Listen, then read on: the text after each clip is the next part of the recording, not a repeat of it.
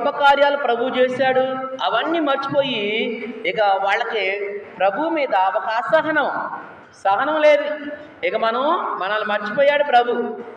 ఇక మనం ఈ యొక్క సముద్రంలో మునిగి చనిపోవచ్చు. ఎందుకంటే భయంకర తుఫాను వస్తున్నది కాబట్టి ఇంక మనం ఆశలు వదులుకోవాలి అని వాళ్ళకి ఒక అసంతృప్తి ఏర్పడినది. ఆ సమయంలో రాజాతిరాజు నజరేయుడగు యేసు దీర్ఘశాంతముతో ఆ సముద్రం మీద నెమ్మదిగా నడుచుకుంటూ వస్తున్నాడు. దేవుని స్తోత్రం చెప్పండి, హల్లెలూయా. ఆయన నెమ్మదిగా వస్తున్నాడు, శాంతమూర్తి నెమ్మదిగా నడుచుకుంటూ వస్తున్నాడు సముద్రం మీద.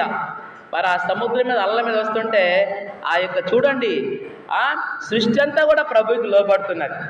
నెమ్మదిగా నడుచుకుంటూ వస్తున్నాడు, దీర్ఘశాంతముతో నడుచుకుంటూ వస్తున్నాడు. చూడండి.